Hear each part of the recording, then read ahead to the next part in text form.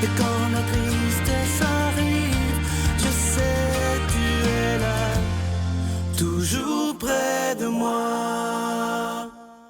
Bon mardi matin, on se prépare à vivre, à prendre notre petit déjeuner spirituel tous ensemble ce matin. Et comme on le fait tous les mardis depuis un bon moment, merci de tous vos commentaires. Je sais que vous aimez beaucoup Gilles Proulx. Il est toujours aussi vivant. C'est clair ce qu'il nous explique.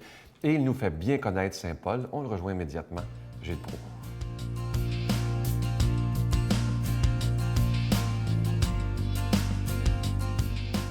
Dans l'autre volet, je vous parlais donc de cette espèce de loi de la censure qui s'impose auprès des nouveaux disciples de Jésus. C'est le grand conseil qui décide de cela. Et c'est incroyable, cette loi-là va avoir un effet contraire. Parce qu'il y a quelques disciples, quelques apôtres admirateurs de Jésus qui vont donc quitter Jérusalem. C'est invivable, le climat est étouffant. Et ils vont réussir à s'enfuir vers la Judée ou la Samarie. Et là, ils ne seront pas remis en cause face à la parole de Jésus. Ils vont créer un contre-courant à ce régime de terreur qu'avait créé le Grand Conseil de Jérusalem. Alors, il fallait détruire ce mouvement définitif, et voilà que ces grands prêtres ont manqué leur coup. L'effet contraire s'est produit. C'était un devoir sacré, et c'est comme ça, justement, que Saul va utiliser son pouvoir de persuasion auprès des instances du Grand Conseil pour dire « Moi, je vais aller vous les régler, ces gens-là. Je vais aller les pourchasser dans les patelins où ils se trouvent, à Damas, en Syrie, un peu partout en Samarie, et donnez-moi les pouvoirs, donnez-moi une garde et aussi des effectifs, et je vais aller régler leur cas. » Voyez-vous qu'il est encore animé de cette méchanceté, de cette vengeance, de cette pensée de l'œil pour l'œil, dent pour dent.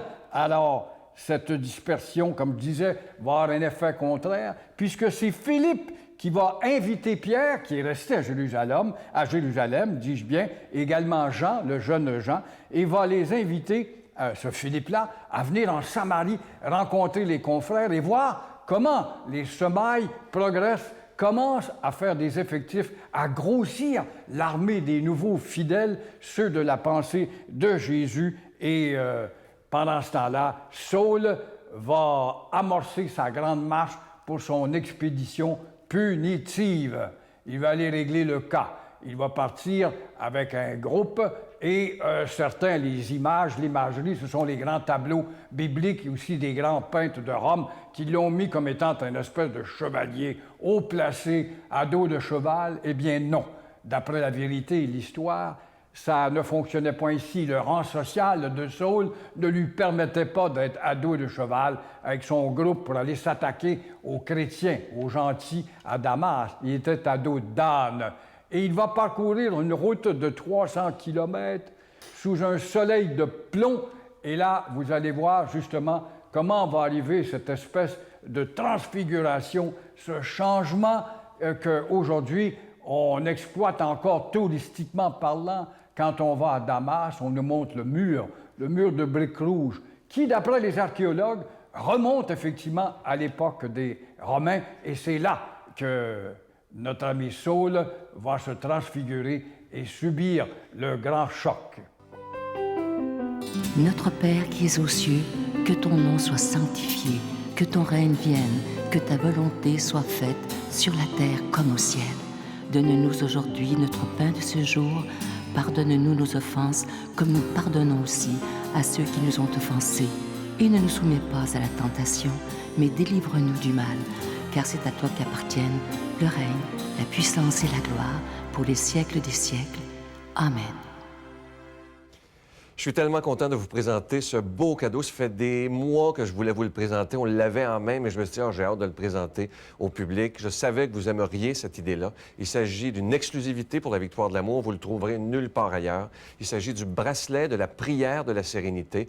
Imaginez être capable de porter ce bracelet qui ne ternira jamais. Vous avez ma parole, vous le voyez à l'écran. Et on voit bien ce qui est écrit dessus. C'est ça qui est beau. C'est la prière complète de la prière de la sérénité. Je vous rappelle que ce bracelet est déjà béni et vous le recevrez avec un don de 25 $. Et si vous en voulez deux, parce que ça se donne tellement bien en cadeau, avec un don de 40 $. Je vous rappelle que lorsque vous faites un don, ça nous permet de continuer à produire et diffuser les émissions depuis plus de 18 ans. Imaginez, à la télévision, par Internet, avec Facebook, Tous les moyens modernes sont bons pour annoncer la parole de Dieu. Alors, je vous remercie de tout cœur en ce mois de juillet, qui est un mois toujours plus stressant au niveau des finances, mais moi, je vous fais confiance. Alors, je vous donne l'adresse. La Victoire de l'Amour, casier postal 120, succursale Boucherville à Boucherville, le J4B 5E6, je vous la redonne. La Victoire de l'Amour, casier postal 120, succursale Boucherville à Boucherville, le J4B 5E6. Également par carte de crédit par téléphone dans le 514-523-4433,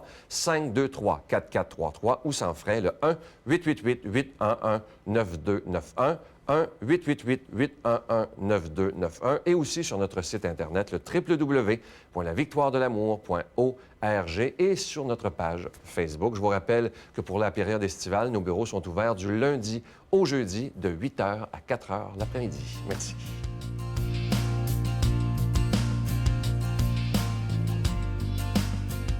Mon Dieu, donnez-moi la sérénité d'accepter les choses que je ne peux changer, le courage de changer les choses que je peux et la sagesse d'en connaître la différence. Amen. Aujourd'hui, pour commenter la parole de Dieu, lorsque je vous dis le passionné, vous le reconnaissez immédiatement, notre ami l'abbé Robert Lemire.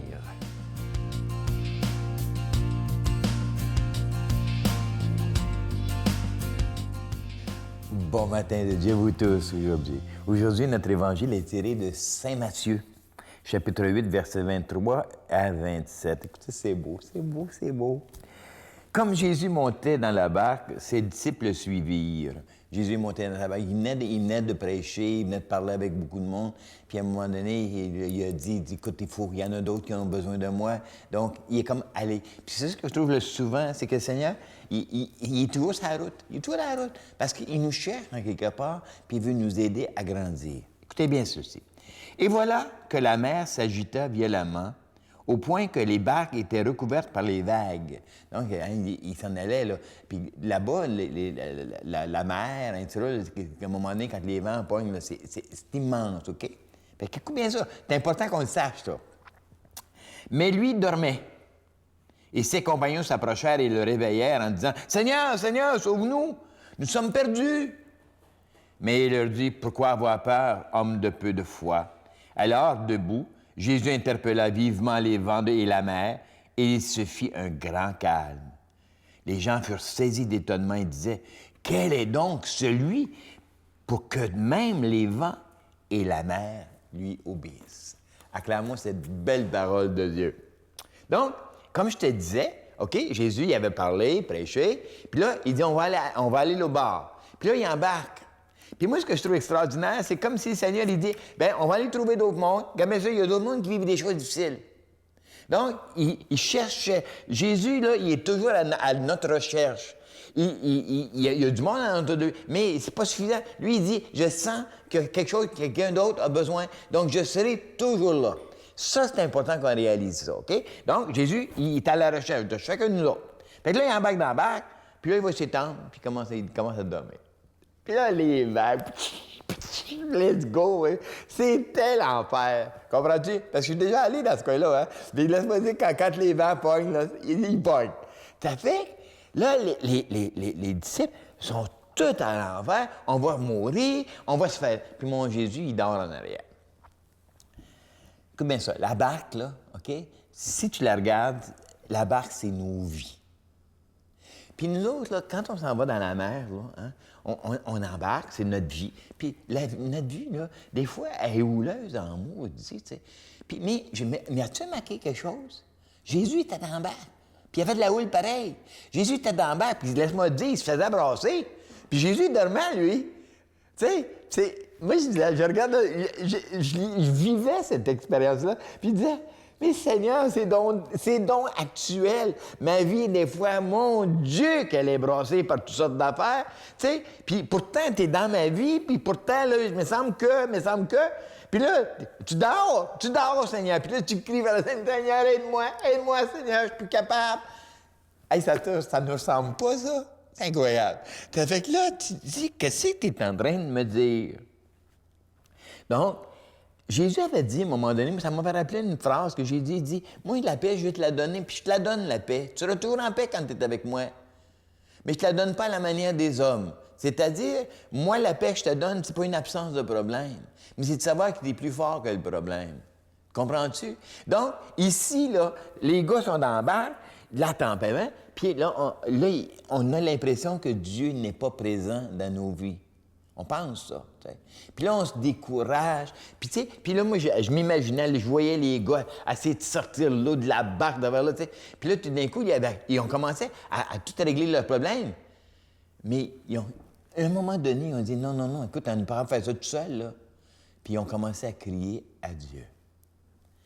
Puis là, ils l'ont réveillé. Mais ça veut-tu dire que Dieu n'écoutait pas? Ça veut-tu dire que Dieu n'était pas là? Non, il est là. Mais en quelque part, Dieu, il répond à nous quand on y demande, OK?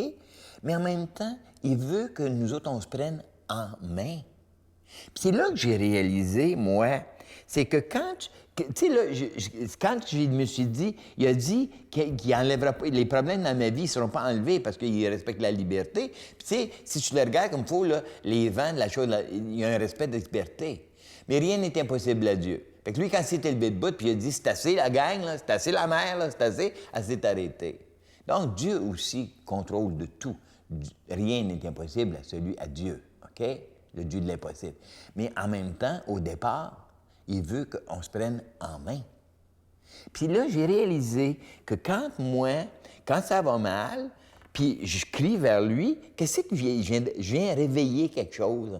Je viens réveiller quelque chose en moi, le Dieu qui m'habite, si tu veux, qui me dit, « Hey Robert, je suis là, même si tu penses que je dors, là, je suis là, je suis vraiment là. Mais c'est parce que je veux que tu réalises que je t'ai mis en dedans de toi les moyens de t'en sortir. » Oh que. Tu vois-tu, là?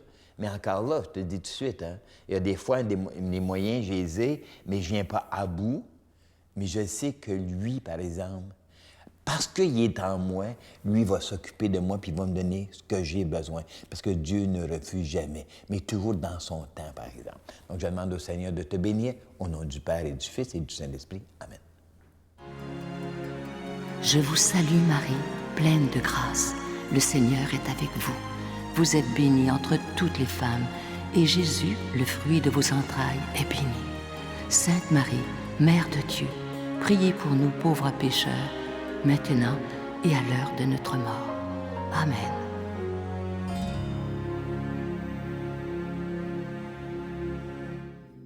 La retraite du printemps étant déjà complète, nous vous invitons à la grande supplémentaire de cet automne qui aura lieu les 4, 5 et 6 octobre prochains à l'hôtel Le Dauphin à Drummondville. Sous le thème « Si tu savais le don de Dieu », venez vivre des moments inoubliables en compagnie de l'abbé Robert Jolicoeur, l'abbé Robert Lemire, Dolly Dimitro, Sylvain Charon et Miguel Padilla. Réservez rapidement avec Voyage Intermission 514-288-6077 ou sans frais 1-800-465-3255. Venez vivre une fin de semaine exceptionnelle, remplie d'amour, de joie et de paix.